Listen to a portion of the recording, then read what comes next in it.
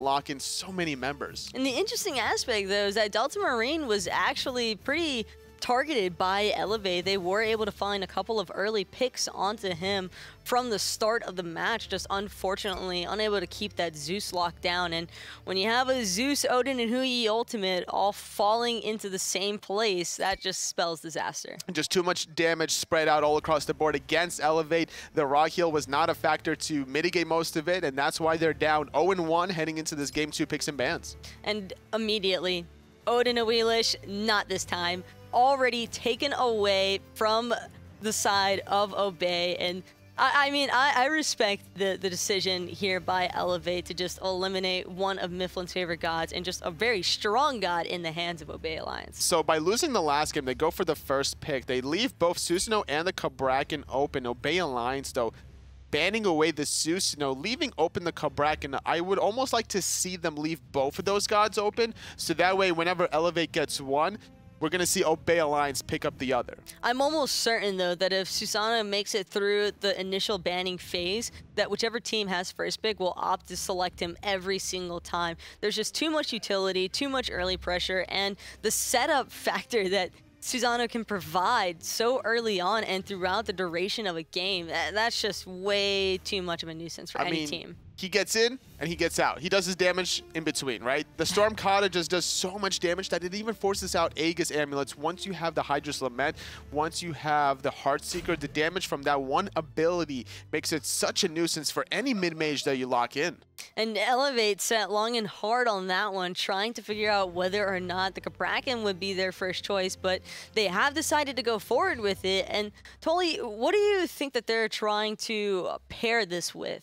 Right now, it's about what Obey Alliance lock in before they really figure out what will work well with a Cabrakan and whether or not that's going to go in the jungle, solo, or the Guardian role, which is what makes Cabrakan such a highly contested pick in SMITE at this point. And if you're Obey Alliance, what do you think is the best response for a Cabrakan selection? Anything that will disrupt the tremors. You don't want to be sitting in those tremors long enough. Maybe something to be able to escape that ultimate to get away from the wall, but neither of those two gods, between the Zeus or the Medusa, have a leap available to them to be able to jump over that Cabrakan wall. And you think that this could spell a potential devastation for the side of Obey, considering that they do have the fact that there's just no escape. If the Cabrakan catches them in the wrong place at the wrong time, that's just all over, isn't it? Well, sometimes, you know, you could trap in people with the Cabrakan, but at the same time, you're trapping in a Zeus and a Medusa that's going to deal as much damage to you as you are doing to them. So, looking for a lot of return damage onto this Cabrakan, having to build very tanky. And the Bellona and Vulcan already a ton of frontline presence this go-round, as well as a little bit more early game oriented as far as the gods are concerned. And I think that that'll be really pivotal as far as helping Elevate find their footing in this game. Mifflin just looks like he has no care in the world right now. You know, going through his head right now is like somewhere over the rain. Like, he's just relaxed. Now everybody knows you're a good singer. You know? I mean, you should hear me at karaoke.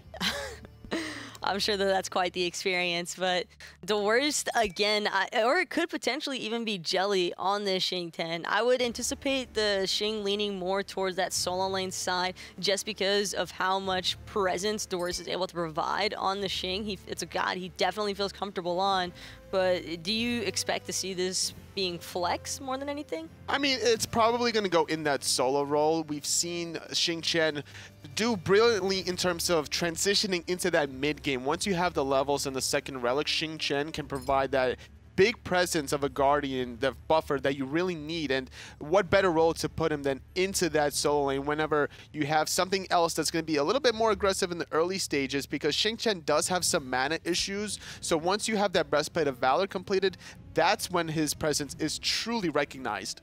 And as far as jungle is concerned, now that you can see that Cabrakan, Bellona, and Vulcan are locked away for the side of Elevate, where do you see Mifflin leaning towards? Mifflin here, he has some options. You know, Ratatasker is available. Thor can be locked in, having some global presence.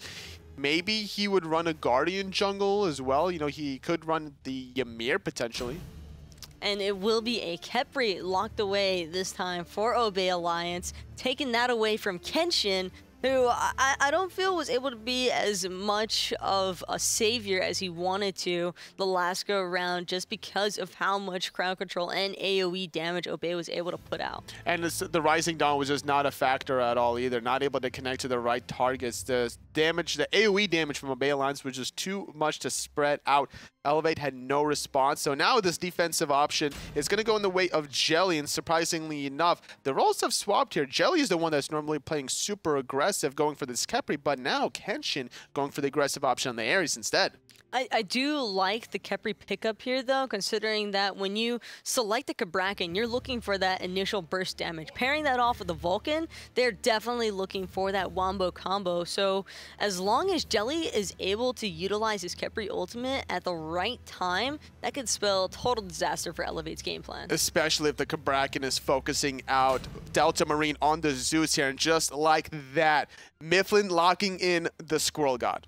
And Mifflin sure does love his Ratataskor. I mean, there was even a skin. Well, when they were formerly Team Eager, Mifflin was notorious for playing Ratataskor, and well, now he gets to select it just like the PC squad. And I know that Obey are certainly more than excited. Toli, who do you think is going to be taking it for game number 2? I got to give it to Obey Alliance. Mifflin is just on a tear right now. He has a lot of momentum, and he's playing his Ratataskor.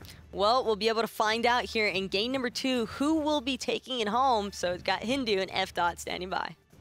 Thanks a lot, Taco and Toli. Ares and Ho Yi, the lane of choice for Elevate here for the long lane. Just a lot of aggression.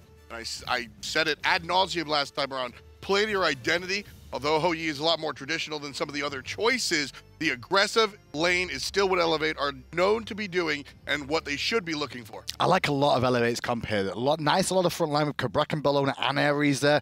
3 gods to soak up a lot of damage. Protections from Ares, as well as the protections Cabrakan gives from his passive as well, will allow this team to continue to fight in the front line a little bit longer. Vulcan's there for control a little bit more around the objectives a little bit more. These objective focus is what they've gone for here, Elevate. There is one issue, though. That turret is going to help out Zeus, man. But not just the turret. There's 3 melee base pretty much with the Guardians, the front line, are all melee base and all going to be focused together. There's a lot of burst damage. If Delta Marine has a good game here, Delta Marine can carry this game on his back alone just by taking out the front line with ridiculous ultimates and chain CCs. And I like how you said, if Delta Marine has a good game. That's important. I don't remember the last time Delta Marine had a bad game on Zeus. So... But if you're playing Zeus and you're against a Cabrakan, an Ares, and a Bellona, you're not in for a happy time unless things start off very well at the beginning. So yes, Delta Marine has a lot of pressure in this game, but he also has the key to victory. Keep him alive means he can put the damage out, which means this front line won't make an impact. Very important is the selection out of Jelly to keep his mid laner alive. Sure, he's got a little bit of peel, but you can also bring him back from the dead. So Jelly's going to be a very important part of what Delta Marine's able to do here. Do you like the call out of Dr. L here to start Cabrakan off with the Aegis at the start of the game? Just gonna be careful of the level 1, obviously, but this Aegis will allow him to absorb a lot of damage. There's not a whole lot of CC control coming out of Obey to really stop him and shut him down, which is gonna make him go into beads. The Aegis, though, definitely worthwhile picking that to absorb some of the damage. I'm a big fan of Aegis first against a number of gods, whether you're looking at a Ra, a Poseidon, or a Zeus. I think the Aegis can save you a lot more than the beads, especially when you're looking at, where the CC is or lack thereof, like you mentioned. I really do like the Aegis selection. One more time. Dwarf goes for the Hand of the Gods. But he's not actually picked up his blue buff just yet. He got pressured level 1 because of the Kenshin and was over in the solo lane at the start of this game. Now they're looking to contest his blue again. Has the Wrath available, but with 3 chains connected. Kenshin there, a bit surprised that he chained him so quickly as well. Yeah. With an Ares, you kind of want to hesitate a little bit between attacks. There is time for you to throw an auto attack out between each chain. Don't necessarily have to go for that for maximum damage, but the continual chain that can last longer means there's more chance of damage output, and a Jing-Ten can't do anything. Yeah, I mean, look, we're at the top level of play. I kind of expect the top level of play. Yep. And that's kind of exactly how you maximize and milk every piece of damage out of what Ares does, and that's what he does, is deliver damage. Dwesto on the right-hand side will be fine in the lane as a Jing-Ten as long as Kenshin doesn't continue to stay over here, because once No Escape comes online, you've got an Eagles rally as well to try and contest against Dwurst. Yeah, he's got the escape with the Whirlwind of Rage and Steel, but it's not going to be enough to get away from both the ultimates. Well, Dwurst will get his blue buff now that Obey has, or excuse me, Elevate has gone away and sort of messed with their own buffs. So, of course, looking at his own blue, should be able to clear it no problem. And now Mifflin dipping into this right side jungle, looking to help out his teammate as Elevate are very pushed up, and Dwarfs has communicated that. But as they slink further back into the lane, the jungler and the mid laner decide to stick right where they are. Much better position for Elevate in game 2, though. By this point, they pretty much had already lost at least one death, maybe even a second, as well as we were approaching the 3-minute mark when that one happened. But the lane pressure is a little bit better for them now. With Ares starting in the solo lane and then having the Vulcan combining with the Cabrakan in mid, it's relieved the pressure that Obey had early last game. Not only that, they do have the Vulcan, as I said, so objective control is a little bit stronger on their side during the early stages. Absolutely, and Baronic is going to be a very accurate source of damage in this mid lane. Baronic is an interesting player. I think that he's one of the better mid laners, despite not really getting a lot of celebration for it. I really think these are the best two mid laners on console right now. By Really? far, yeah, by far. Delmarine and Baronic are probably the two that really stand out to me. As time has gone on, they always seem to consistently put out a lot of damage for their team. Even if their team doesn't necessarily do well in the games, I never really look at those two and go, it was them at fault. Right, yeah, exactly. And I think Covey has very quickly become one of these guys that enters the conversation. Covey being the mid laner for Astral Authority next to El Brochacho finds himself already in the finals for Sunday. Obey and Elevate battling out to see who takes their talents against them tomorrow. It's funny because when I look at Baronic and Delta Marine, they're all about the positioning, where for me, Covey, on the other hand, he's more the aggressive playmaking style, which can come back to haunt you, but it makes you look good for the scoreline sometimes. It's just not as clean to always see you revive and put out consistent damage, because if you get off to a bad start and you're going all in every game, it's going to continue. Now listen, don't tell Aggro this, but mid laners, they need a lot of help. And for me, it's a lot. Aggro needed so much help, that's why he stopped. For me, it's about the people that surround these mid laners, jungle and support. The 3v3, so important right now in SMITE, and honestly, historically as well. When you see who Delta Marine is surrounded by, Mifflin and PV and Jelly, Aggro is staring at me right now. Very different than what Baronic has from Dr. L and Kenshin. Just a lot more veteran prowess on the side of Obey. It's very important to have good communication in the 3v3, and the main reason is because the support and the jungler are the two that are rotating around the map 95% more than anybody else. The mid laner, though, is in the center of the lane, is in the middle of the map, right? So you're going to see visitations from more people more often, more than likely the jungler and support. So that's why the synergy has to be there. Solo and Hunter, they don't have to care about each other so much until late game, because most of the time they're at opposite ends of the map and opposite ends of a team fight.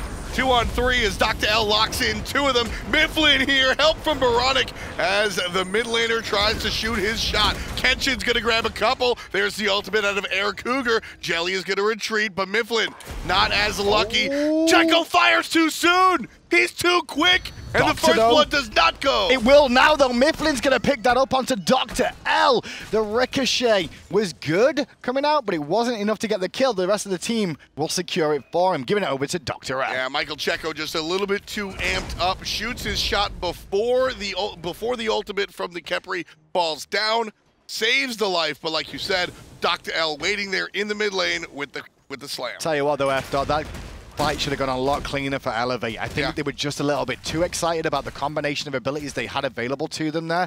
What happened was Dr. L drops the walls down. They're in good position. Baronic was late on the ultimate to follow that up. Instead, he could have held it for the no escape, which would have confirmed the damage of the Earthshaker. Instead, bit of duped abilities means that more members of Obey escape.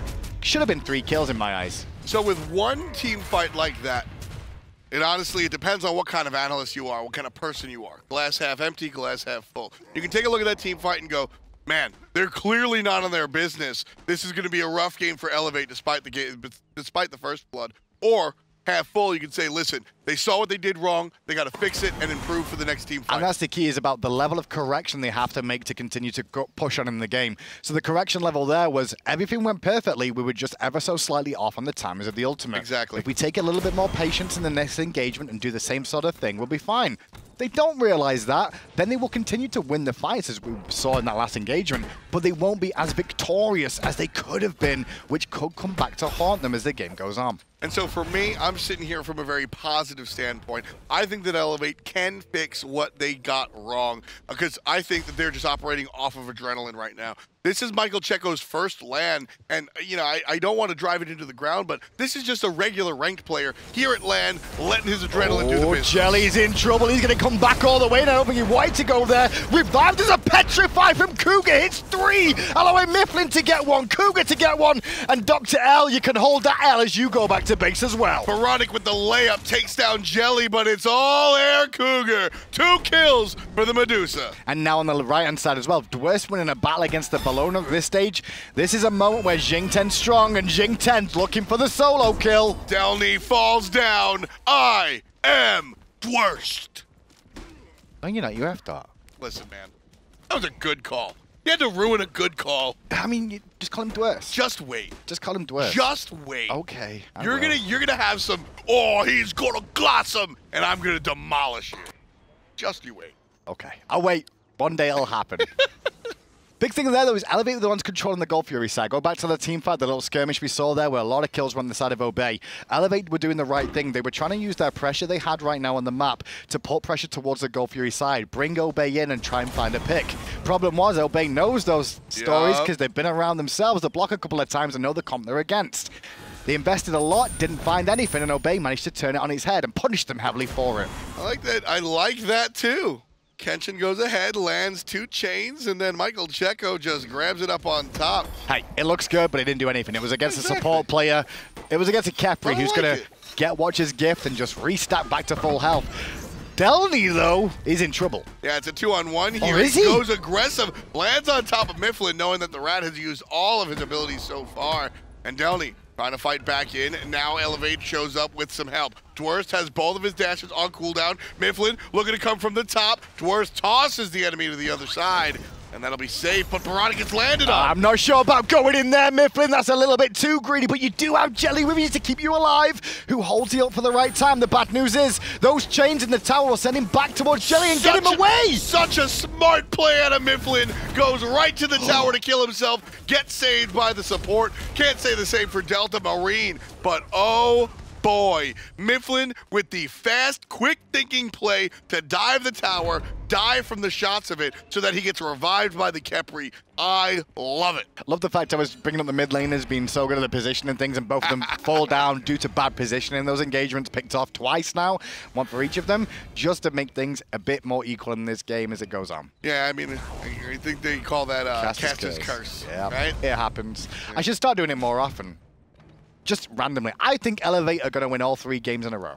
Do you have money on this one? No, but that certainly means I'm an Obey fanboy, right? I think Obey will win the next 2 games in a row. I think I'm not going to touch this one with a 10-foot pole. 10 minutes on the clock, 5-3. Obey leading by about 2 kills and 2,000 or about 1,000 gold. And that's not a lot of gold, really, at 10 minutes in. If you split that up, it's technically not... It's about 200 gold each per player on this side of Obey. So that gold is like...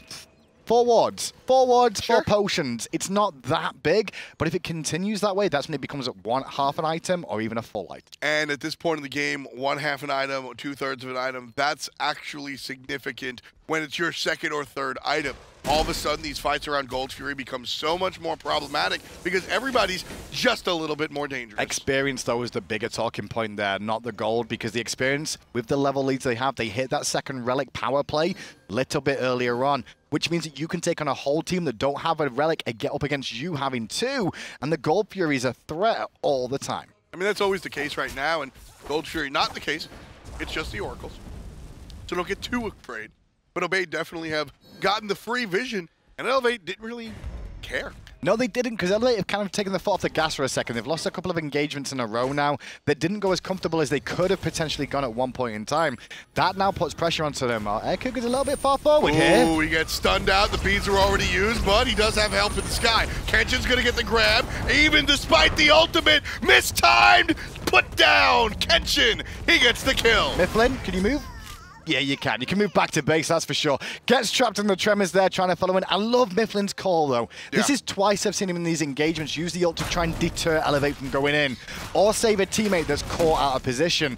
Don't know why Air Cougar was that far forward with no wall coverage and no calls from his team. That's not the Obey I saw at the World Championships, for sure. Their calling was a lot better. They knew the position of their enemy. They get punished for that. That Vulcan ult was way early, but they got jammy. Yeah, Elevate jammy. Right there, just jammy. 5-5. The kills are even. And thanks to that Gold Fury, the gold just about as well. Elevate wrestle control of the game away from Obey, now leading themselves 1,000 gold. That's a 2K gold swing. That was nervousness from Veronic, it felt like me, with that Earthshaker. Find it a little bit too early. They didn't have the burst that they wanted to secure it whatsoever.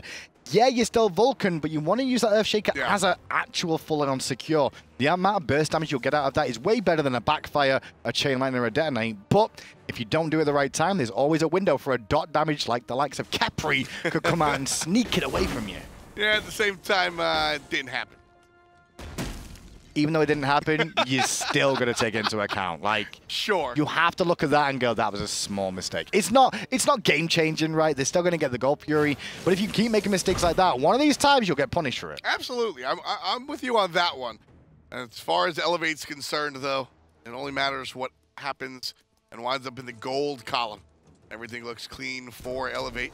Air Cougar does not want to fight Ho Yi in that scenario. Nice turnaround. There's an ultimate. Walls. Cougar, he's on the ground, not the air. Michael Checo. Once again, keep it on the left-hand side of your map, and you'll see there's no wards down for Obey on this left-hand side other than the one near his own purple buff. So him walking that far forward to try and clear a ward in the jungle or contest, risky business when you don't know where the enemy jungler is. Especially this composition, Hindu man. Michael Checo on the Ho Yi and Dr. L on the Kabrakan. These are the two gods that just rule the jungle. And you don't want to walk anywhere near that. And it's just bad news bears for Air Cougar. Credit where it's due, though. Dr. L made a lot of that happen for it. I love the Petrify out of Cougar in that engagement to avoid the Ricochet stun, but the follow-up was fantastic from the walls to keep him trapped inside the suns that rain down. In the sky, Mifflin's up.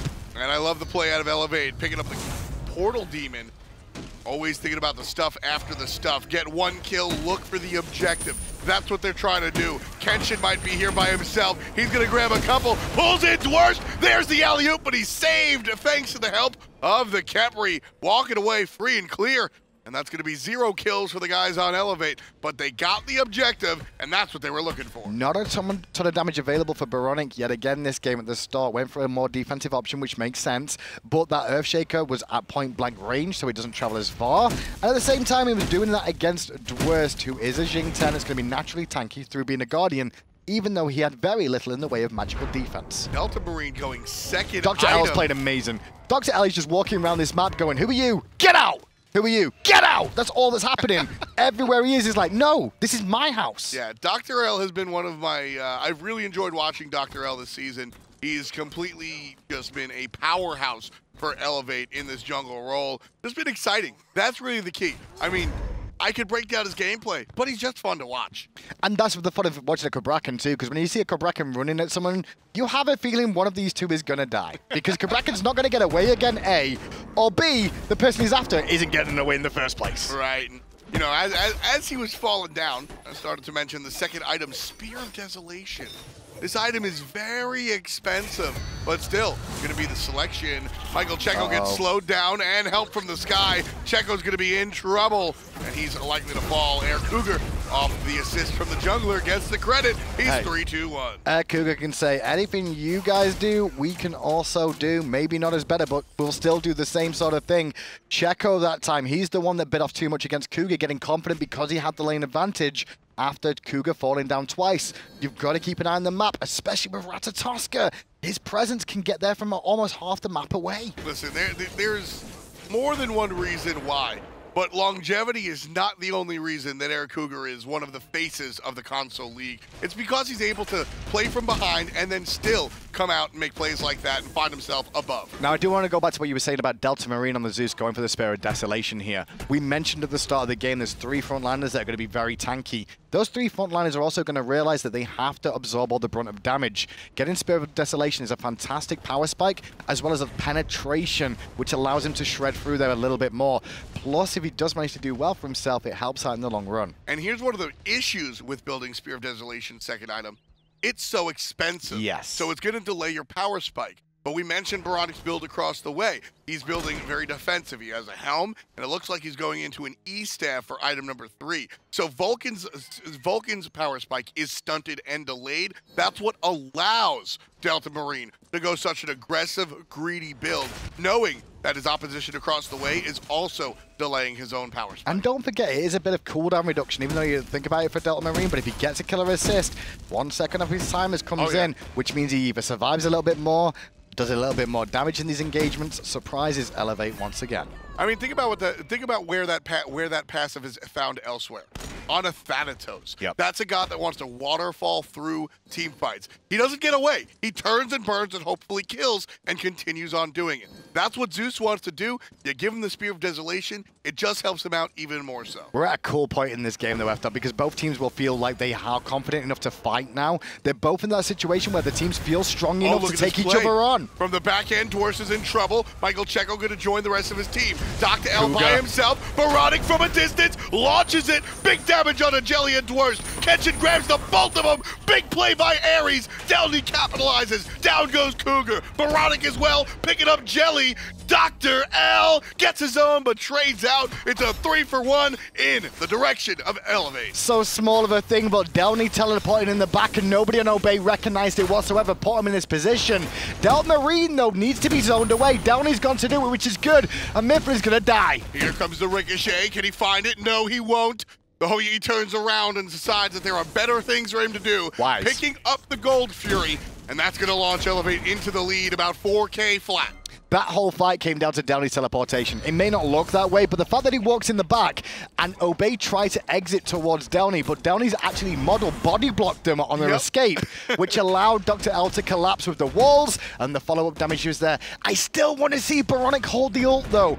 Kenshin keeps getting these fantastic no escapes on 3 or 4 people, 2 or 3 of which end up getting pulled in. If they hold that Vulcan ultimate, man, that's deaths immediately. That time Baronic had hit the exact players that were pulled, so I got no beef, but yes, you are right. That's going to happen 1 out of 5 times. Yep. He should wait for the CC, but you know what, Baronic? If you can freehand it like that every time, I got no beef. To be fair, some mid laners, you just got to freehand it because you won't get that perfect moment. Most of them, some people will sit back on a raw ult all day just waiting for that perfect moment. Same thing with a Vulcan ult in those scenarios. You were looking for the perfect, hit the whole squad, steal the fire giant, get a pentakill. But sometimes just hitting one person is enough for you to win a game. And at the end of the day, Hindu man, I would much rather shoot the shot than just hang on to it. I mean, Wayne, you know, you look at the great one, Wayne Gretzky. You miss every shot you don't take, right? If you're going to hold on to that ultimate and you hold on to it for the rotation of 2 uses, well, what coulda, shoulda, woulda happened if you shot it, right? But how do you miss it if you don't shoot it? Because you didn't shoot it, so you can't miss it. That's the point. The opportunity is lost.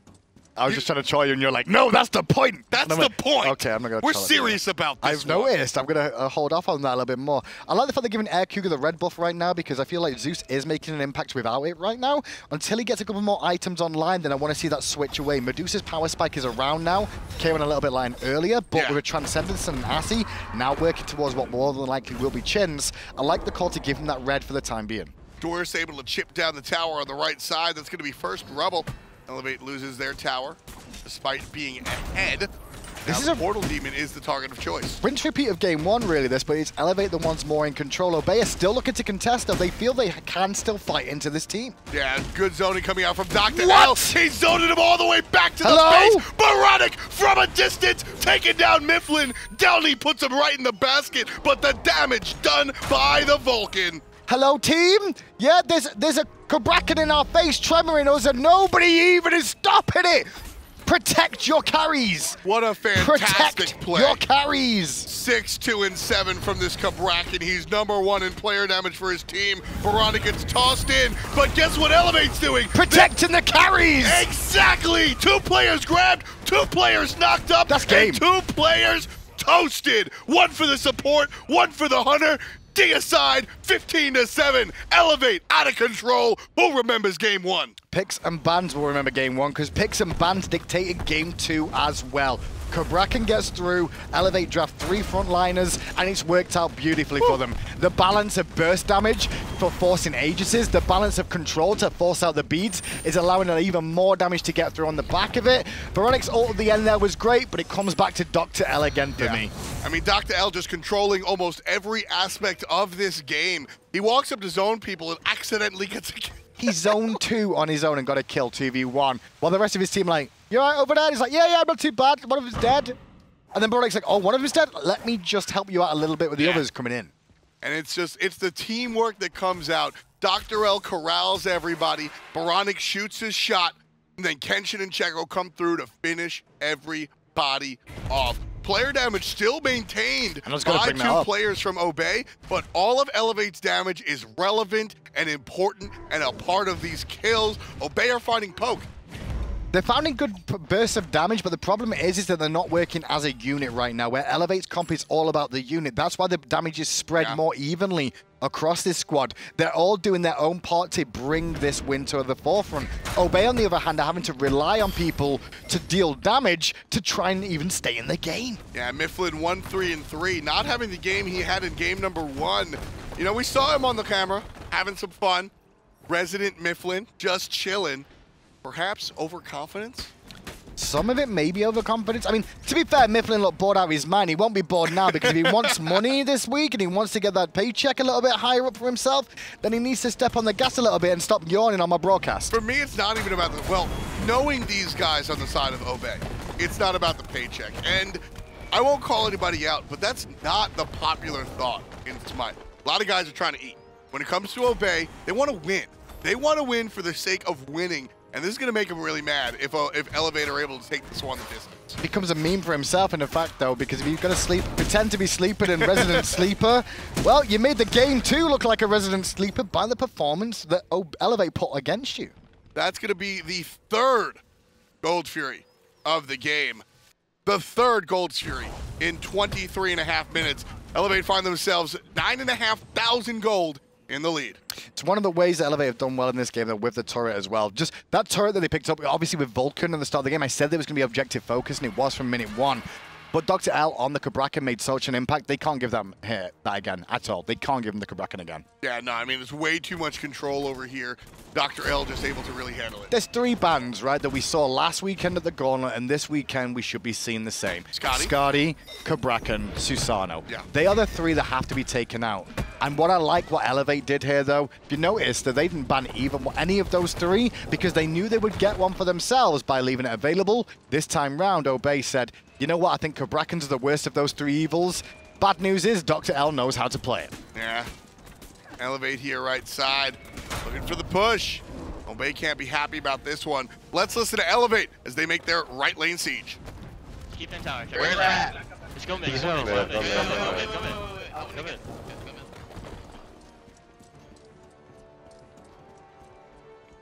Guys, playing amazing right now.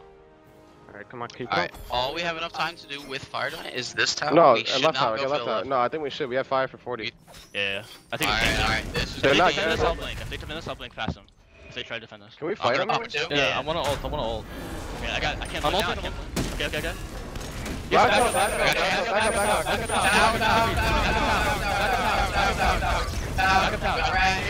Back up. That's all their sit down. That's all their Down, I got get my left. We can split this. I think we can split this. Okay. That's No, we're I playing don't know. a I slow. was saying that because they used a lot of ults. Tower in the portal. Tower in the Shit. portal. Tower in the portal. What? I got Medusa beads. Okay. Okay. I'll try to blink on her then. I'll blink on her. Elevate right here showing extreme discipline for a team not really known for their discipline. Historically, some of these guys can be kind of wild on the ranch, but right here, I love it. Tower.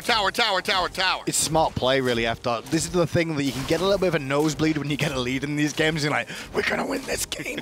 And then you overstep your boundaries just a little bit too much. Play it safe, play it relaxed, get an established lead. But don't leave up opportunities like that Portal Demon that we just saw that Obey were very smart to take. Well, that was their game plan. You heard Elevate say Tower and then Portal. Unfortunately, Portal not there for them any longer. But Elevate right here, that listen-in, we're watching Elevate right before your eyes, ladies and gentlemen. You're watching Elevate go from a above-average team to one of the really better squads. It's that discipline, it's that understanding of the bigger picture that really takes it down. You heard somebody, I want to ult. Wait for it. We're going to play this slow.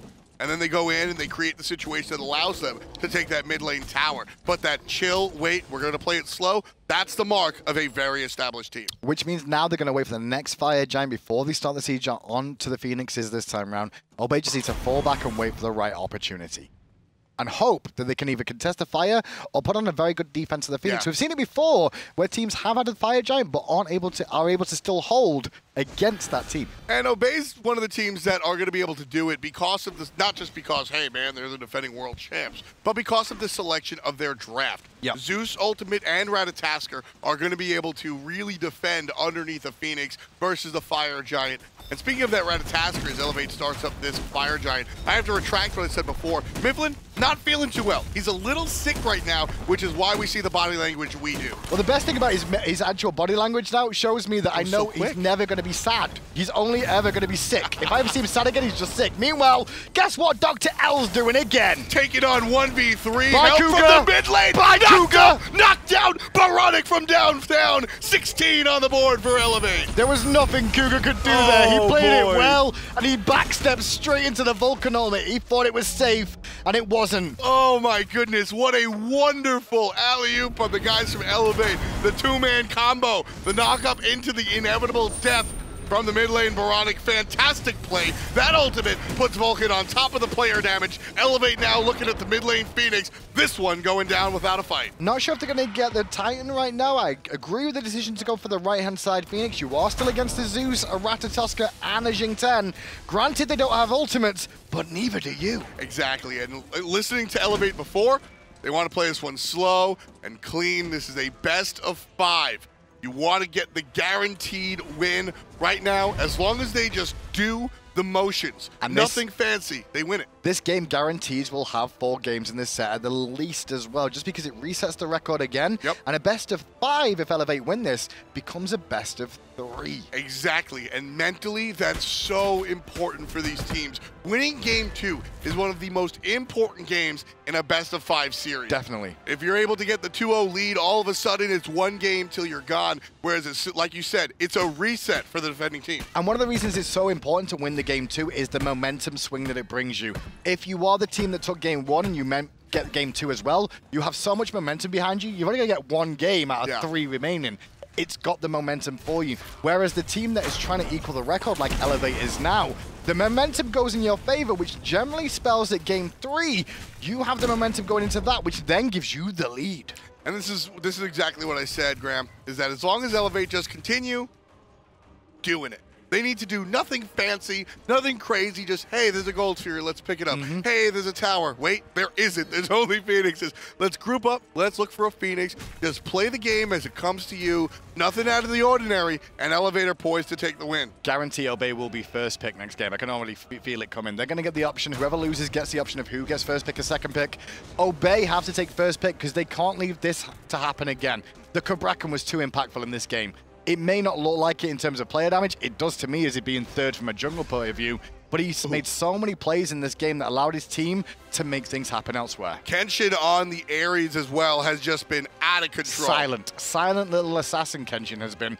Holding the no escape till later on in the team fights is something that's very tricky to do in an Ares because you're always so tempted to go in. Blink forward coming out from Dr. L. He's going to unleash the ultimate, locking 2 players in. There's Kenshin nice and early with an ultimate of his own. 3 chains on Jelly. He's half HP. But really, it's about the target. Left side Phoenix. Toast. They get it, but they took a lot more damage than they should have. Checo was getting body blocked by minions trying to attack the Phoenix. The Phoenix could have fallen a lot earlier. Baronic looking to clean up Cougar. Won't happen this time, but the Titan may be a different story. There's an ultimate out of Delta Marine. Nice spot to put it in. Really kind of messes up what Elevate's trying to do here. Separating the team from their own teammates. Gonna have to take the long way around is Baronic. Very safe in the back line. 2, 3 Phoenixes down. Elevate just waiting for their opportunity. They've got to wait a little bit longer here, Elevate. I want to see them regen with a Fire Giant by just hanging around outside the base. There's fire minions from every single lane right now, just slowly pushing in. They could be patient, but if they do things like that, where they're grouped up right behind that wall, it allows Obey to have a defensive position and continue to put pressure on, which means they won't regen. Which is why I like the full retreat. Just listen, man, we're in a bad spot. Just leave. There's no reason to stick around. If you might be able to get the surprise window if the wave makes it in, but by going home, picking up the portal demon, and coming back another day, you're able to reset your mind, get the adrenaline out, and take a more calm approach. And not only that, the fire giant was falling off too for them, so I agree with the decision to wisely just call it a day there. I understand why they kind of hung around a little bit longer now, just because they were trying to make sure they can end with the fire giant, but not this time. Elevate definitely have put themselves in a very comfortable position. Obey, though, they have a small window yet again, which is the fact that 2 Phoenixes are about to respawn. 31:45 on the clock. Elevate leading this one 17-7 and by almost 20,000 gold. This one, for all intents and purposes, is Elevate's to win. Obey have to really hope that their opposition makes a mistake. And, you know, that sounds a little bit more dismal than it needs to be. Elevate are in a position where they absolutely can make a mistake. This late in the game, one team fight will reset and tie the game. And they need a reset right now with how this has looked. Elevate are looking very strong in this game too. Fire Giant's going to go down. You can see the Phoenixes have respawned for Obey. But all Obey can really do is just defend the fire minions coming in, make sure they don't have to fight fire minions as well as Elevate. But Dwurst is in a little bit of trouble here. Luckily enough, Kenshin didn't have Blink, but hang on a second, Dr. L did. Dwurst, nice sidestep by Dr. L to avoid the nonsense that is Dwurst's ultimate. Here comes an ult out of Air Cougar. He gets stepped on by the solo lane, able to dash away to safety. Now Kenshin up top looking for the pull. Does he get it? Grabs 2 players, and they're going to get toasted. Michael Checo. Delny gets one for himself as well. Right side Phoenix down for the count, and everybody flowing into the Titan room. And we go to a game 3 now. Elevate put this one to bed nicely for themselves. Good performances from the whole squad as a whole, but you have to look at Dr. L and go, Cabrakan.